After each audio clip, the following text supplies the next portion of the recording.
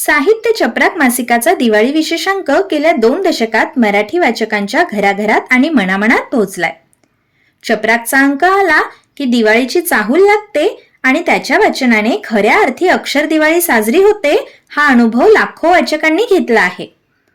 देशविदेशातील मराठी वाचक श्रोत्यांसाठी यंदाचा दिवाळी अंक वाचण्याबरोबरच ऐकण्यासाठीही उपलब्ध करून देत आहोत.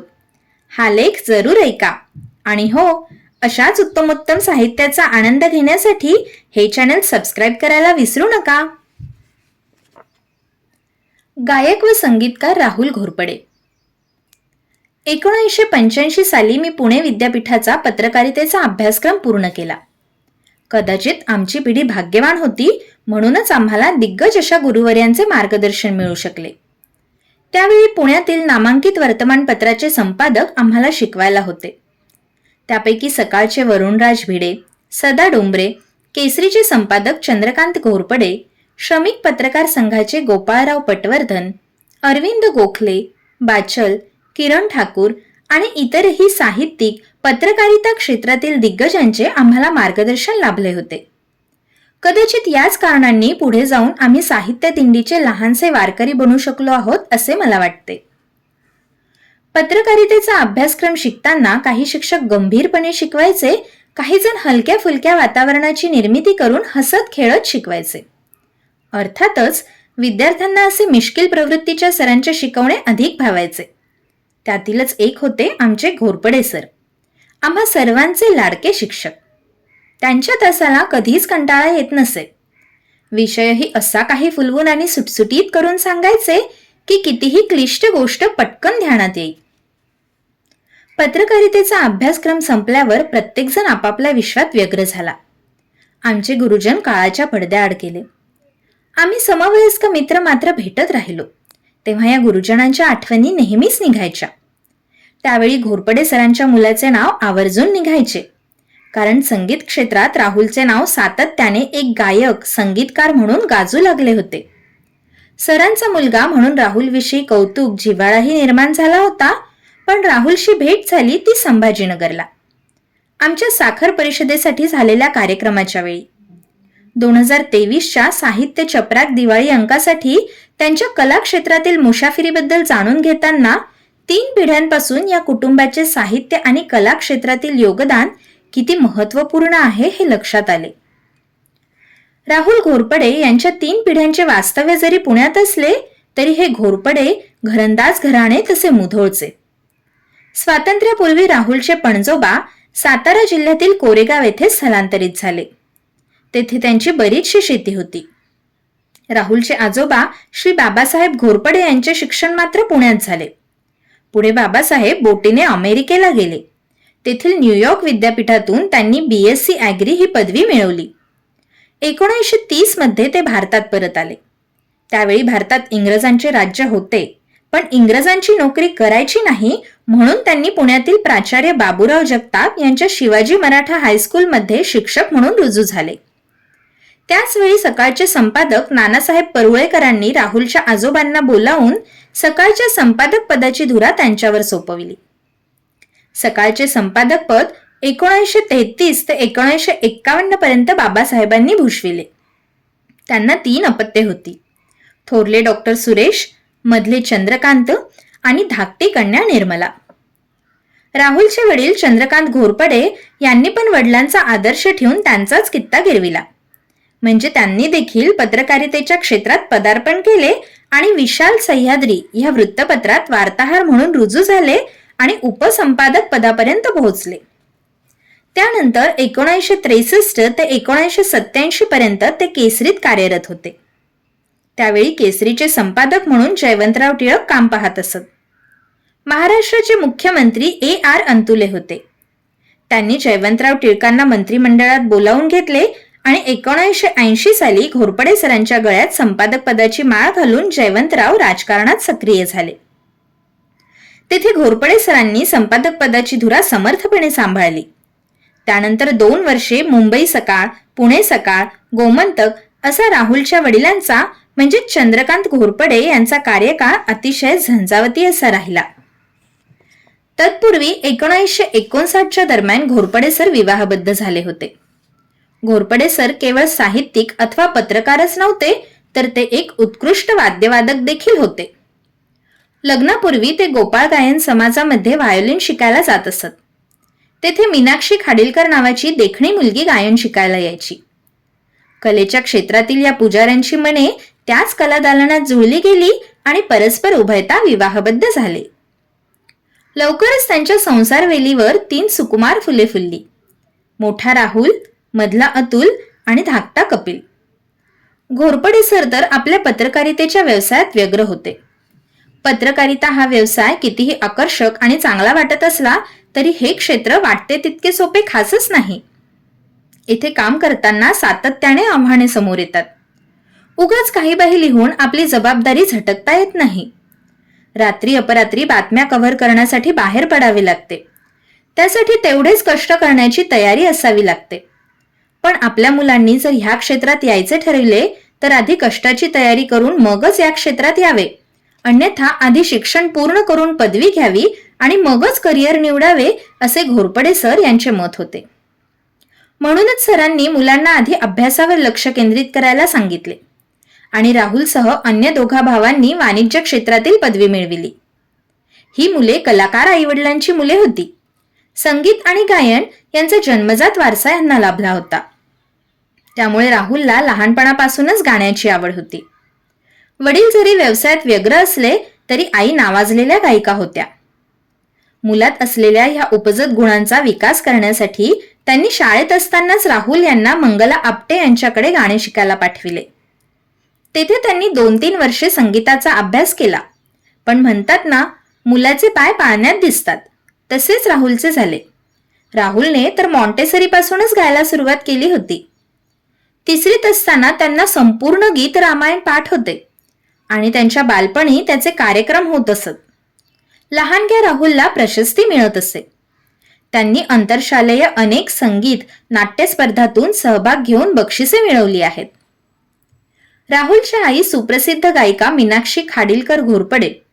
राहुलचे वडील घोरपडे सर सुप्रसिद्ध साहित्यिक आणि प्रथितयश वर्तमानपत्राचे संपादक. तसेच ते वादकही होते. घरात अर्थातच कलेचे, सर्जनाचे वातावरण होते. सूर, ताल, माधुर्य याचा सुरेख संगम म्हणजे गायन. गायन ही एक अशी कला आहे जी स्वरांच्या मदतीने संगीतमय ध्वनी उत्पन्न करून सामान्य बोलाचालीच्या गुणवत्तेला राग आणि ताल या दोन्हीच्या सहाय्याने वाढवत जाणारी क्रिया. ही सर्जनशीलता राहुलमध्ये आई वडिलांकडून पाझरत आलेली. सर्जनशीलतेचा ध्यास मनात असला की नियतीही सहकार्याचा हात पुढे करते. आपण सूर व्हायचं, मग शब्द शोधित येतात. आपण शब्द झालो की सूर ताल धरतात आणि मग सर्जनाचा आविष्कार प्रकट होऊ लागतो. तो एकदा प्रकट झाला की आयुष्याचं गाणं दूर राहत नाही. असंच राहुलच्याही बाबतीत घडलं. घरातून प्रोत्साहन मिळत गेलं आणि भावी गायक उदयाला आला. SSC झाल्यावर 2-3 वर्षे राहुलने मराठे यांच्याकडे व्यवस्थितरित्या गायनाचे धडे घेतले.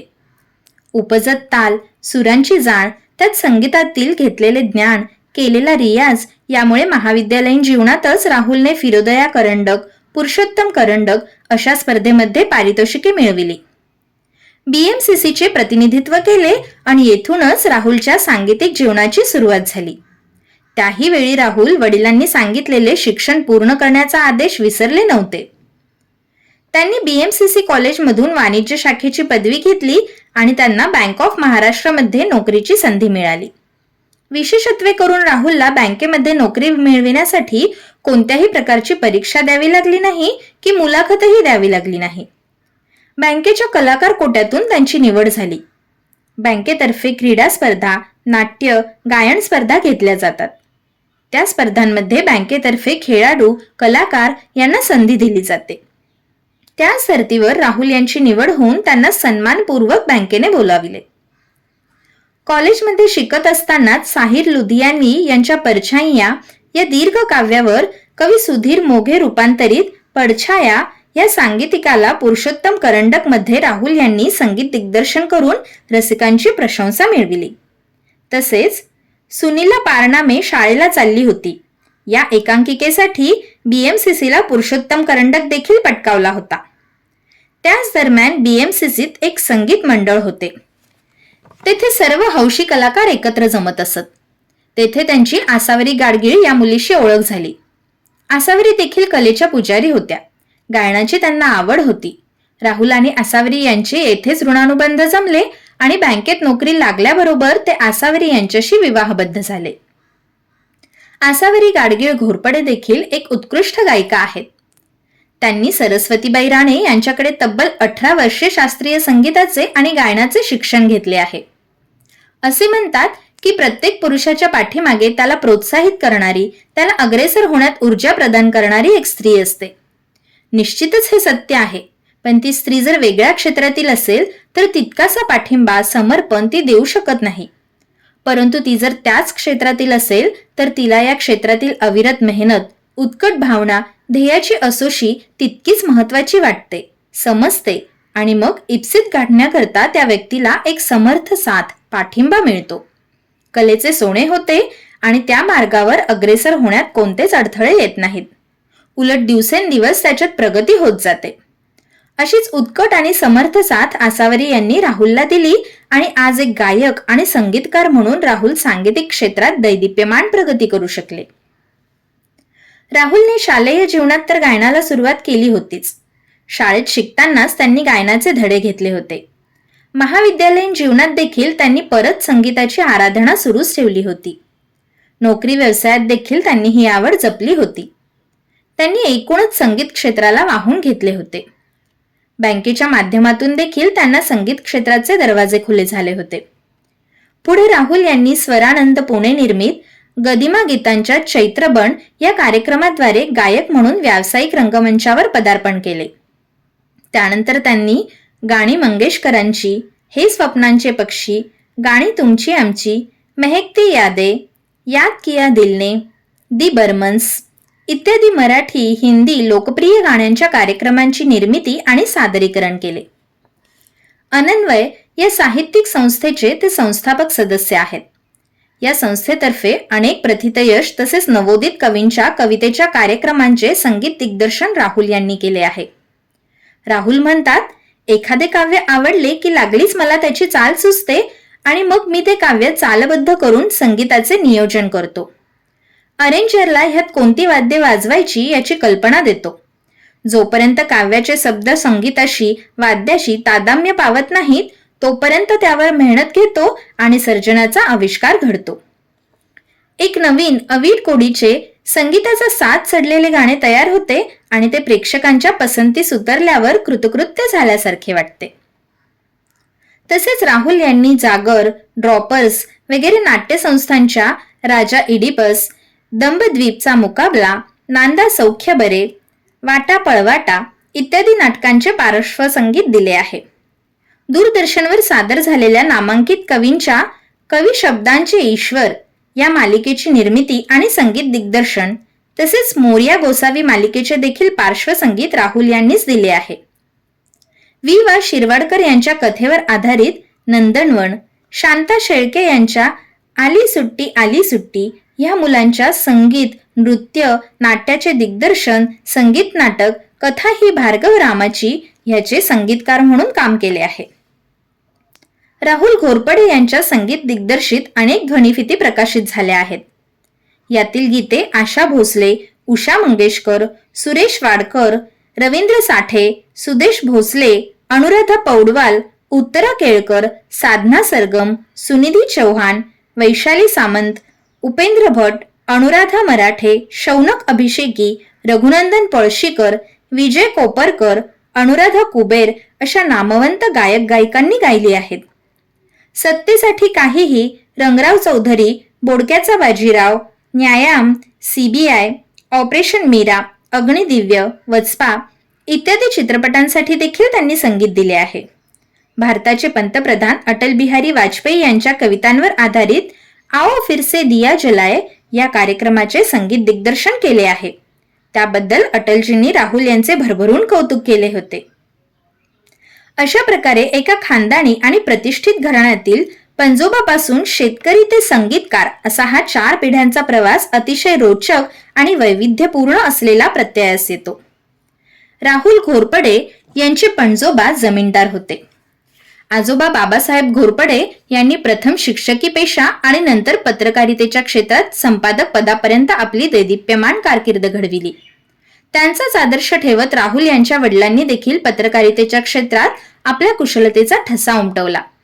राहुलने मात्र पारंपरिक व्यावसायिकतेला छेद देत साहित्याशी सुसंगतच पण कलेचा प्रांत निवडून नवीन आयाम निर्माण केला आहे. त्यात राहुलच्या आईंचे मीनाक्षी देवींचे भरीव योगदान म्हणावे लागेल. त्यांचाच वारसा राहुलने पुढे चालवून संगीत क्षेत्रात आपला अपूर्व ठसा तर उमटवला आहेच, पण महत्त्वपूर्ण असे योगदान दिले आहे. अनेकांना संगीत क्षेत्रात सुसंधी देऊन त्यांच्या गुणांचे चीज केले आहे. बँक ऑफ महाराष्ट्र या बँकेत कार्यरत असताना राहुल यांचे संगीत क्षेत्रातील कार्यक्रम सुरूच होते. आपले कार्यालयीन काम जबाबदाऱ्या पेलत त्यांनी संगीत साधना सुरूच ठेवली होती. आपल्या दैनंदिन कार्यात व्यग्र असून सुद्धा त्यांनी रियाज कधीच सोडला नव्हता. बाहेरगावी एखादा कार्यक्रम असला तरी आपले कार्यालयीन काम पूर्ण करून ते रात्रीचा प्रवास करून कार्यक्रमाला हजर राहत असत किंवा कार्यालयीन सुट्टीच्या दिवशीच कार्यक्रम करत असत. म्हणतात ना, एखादा व्यासंग, एखादे ध्येय निश्चित केल्यावर त्यासाठी कितीही व्यग्र दिनचर्या असली तरी त्यातून वेळ काढता येतो आणि आपल्या ध्येयप्राप्तीपर्यंत पोहोचता येते. त्यासाठी जीवाचे रान करावे लागते, प्रचंड मेहनत घ्यावी लागते. हे यश असे सहजासहजी प्राप्त होऊ शकत नाही. शिवाय संगीत क्षेत्रात तर सातत्याने दक्ष राहावे लागते, पूर्वतयारी करावी लागते. त्यासाठी अपार कष्ट घ्यावे लागतात. भान विसरून त्या क्षेत्रात स्वतःला झोकून द्यावे लागते. पण हे कलाकार त्यात कधीच उणे न पडता आपल्या ध्येयाप्रती जाताना सफल होताना दिसतात. त्यामागील समर्पण, उत्कट इच्छा, कटिबद्धता तितकीच महत्वाची असते. आज राहुल बँकेच्या नोकरीतून निवृत्त झाले आहेत. त्यामुळे त्यांना आता आपल्या आवडत्या क्षेत्रात काम करण्यासाठी वेळ मिळतो. रियाज करता येतो, नवनवीन प्रयोग करता येतात, उत्कृष्ट चाली सुचतात. त्यात त्यांच्या पत्नी आसावरी यांचा समर्थ साथ मिळत आहे. अजूनही ते या कार्यात तितकेच व्यग्र आहेत आणि तेवढेच समाधानी देखील आहेत. एखादा कलाकार कधीच वेळ मिळत नाही अशी कारणे देऊन स्वस्थ बसत नाही, तर त्यातूनही मार्ग शोधून आपल्या इच्छित स्थळी पोहोचत असतो. ती स्थळ, ती उंची राहुल यांनी गाठलेली आहे. राहुलचे सुपुत्र प्रसिद्ध कायदेतज्ञ आहेत. त्यांनी एम.कॉम करून LLM केलेले आहे. आसावरी आणि राहुल यांनी पुत्राचे आलाप असे वैशिष्ट्यपूर्ण नाव ठेवून त्याचाही संगीत क्षेत्राशी संबंध जोडला आहे. एक अतिशय कलासक्त कुटुंब अशी राहुल यांच्या कुटुंबाची व्याख्या करता येईल. गाण्याची जाण, उत्कृष्ट आवाज असून सुद्धा राहुल यांनी संगीत दिग्दर्शन या क्षेत्रात संगीतकार म्हणून नेत्रदीपक कामगिरी केलेली आहे. ज्याला गाणे येते, सूर ताल कळतो, तोच त्या गाण्याला अधिक चांगल्या रीतीने स्वरबद्ध करू शकतो, गाण्यातील शब्दांना अधिक अर्थपूर्ण करू शकतो, याचा प्रत्यय राहुल यांच्या संगीतात प्रत्ययास येतो. त्यांच्या या कारकिर्दीसाठी त्यांना अनेक पुरस्कार देऊन अनेक संस्थांनी सन्मानित केले आहे. स्वरानंद पुणे या संस्थेने प्रयोगशील संगीतकार म्हणून संगीतकार केशवराव भोळे हा मानाचा पुरस्कार देऊन त्यांना गौरविले आहे. अखिल भारतीय मराठी नाट्य परिषद पिंपरी चिंचवड यांच्याकडून गायक संगीतकार सुधीर फडके पुरस्कार देऊन त्यांच्या कार्याचा सन्मान केला आहे. रोटरी क्लब सिंहगड पुणे यांचा रोटरी एक्सलन्स अवॉर्ड असे अनेक पुरस्कारांचे मानकरी राहुल ठरलेले आहेत. गायन, वादन, काव्य या अभिजात कलेचा सुंदर मिलाफ म्हणजे संगीत. एखादी कविता, कवितेचे बोल संगीतात पेरले की त्याला मूर्त स्वरूप प्राप्त होते. कोकिळ कंठी गळ्यातून स्वराचा साथ चढवून ते गीत गायले की ते श्रवणीय होते. एखाद्या कवितेला श्रवणीय बनविण्याची ताकद संगीतात असते. अर्थात तो स्वरसात चढविण्यासाठी मुळात कवितेच्या रूपात एखादे गाणे तयार व्हायला पाहिजे. ते बोल स्वरात गुंफून ते एखाद्या गायकाच्या कंठातून व्यक्त झाले पाहिजेत, तरच त्या गीताला पूर्णत्व येते. म्हणजेच कवी, गायक आणि संगीतकार यांचे खूपच जवळचे नाते आहे असे लक्षात येते. या तिन्हीच्या सुरेख संगमाने एक सुंदरशी कलाकृती निर्माण होते. म्हणूनच एखाद्या संगीतकाराच्या जीवनात कवी आणि गायक याचे अनन्यसाधारण महत्त्व असते. तसेच गाण्याचे बोल कितीही उत्कृष्ट असले पण संगीताचा साथ जर उत्तम नसेल तर ते गाणे श्रवणीय होऊच शकत नाही. तीच परिस्थिती गायकाच्या बाबतीत देखील दिसून येते. एकूण काय तर एखादे गाणे श्रवणीय होण्यासाठी तितक्याच ताकदीचा गायक तर हवा असतोच, पण ते गीत देखील उच्च प्रतीचे असावे लागते. आपल्याकडे असे दर्जेदार काव्यनिर्माते असंख्य आहेत. त्यांच्या काव्याचे गीतात रूपांतर करून अनेक प्रसिद्ध गायकांनी ते गायले आहेत. अनेक सुप्रसिद्ध संगीतकारांनी त्यांना स्वरबद्ध केले आहे. म्हणजेच गीत, संगीत आणि गायक यांचे या क्षेत्रात अतूट असे नाते आहे. एक संगीतकार म्हणून राहुल यांना त्यावेळचे नामवंत कवी कुसुमाग्रज, मंगेश पाडगावकर, सुरेश भट, शांता शेळके, ना. धो. महानोर, कवी ग्रेस यांच्या कवितांना संगीतबद्ध करण्याची संधी मिळाली. त्यांची बर्फाचे तट पेटून उठले, झाली देहाची पंढरी, गरजा जय जयकार क्रांतीचा, तुझ्या वंदितो माऊली पाऊलास ही गीते देखील प्रेक्षकांच्या पसंतीस उतरली. त्यांचा शांताबाईंच्या बालगीतांचा आली सुट्टी हा अल्बम, अग्निदिव्य या चित्रपटासाठी आज कोणासाठी साज नवा हे गायिका साधना सरगम यांनी गायलेले गीत, आशा भोसले यांनी गायलेली एकदा येईन सजना ही मंगेश पाडगावकर यांची गझल, तसेच सुरेश भट यांचे गीत आसावले तुझ्यासाठी हे सुरेश वाडकर यांनी गायलेले गीत विशेष गाजले आहे. अशा या नामवंत कवींच्या कवितांना संगीताचा साथ चढविणारे राहुल हे एकटेच संगीतकार असतील ही खरोखरीच अभिमानास्पद आणि कौतुकास्पद गोष्ट आहे. कलाकार हा कलेच्या प्रांतात आपल्या आवडीनुसार जरी काम करत राहिला तरी हे सर्व काम प्रेक्षकांच्या पसंतीस उतरले, त्याला दाद मिळाली तर त्याच्या प्रयत्नांचे सार्थक होते. अशाच प्रकारच्या दर्दी प्रेक्षकांच्या उत्स्फूर्त प्रतिसादाची साथ मिळाली तर कलाकाराचे जीवन सफल होते. असा जीवनानुभव, अनुभूती राहुल सध्या घेत आहेत.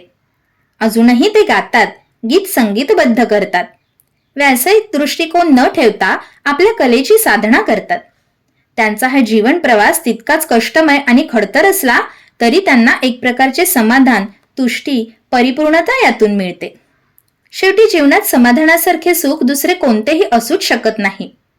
त्याच समाधानाच्या बळावर राहुलची भविष्याकडे वाटचाल सुरू आहे.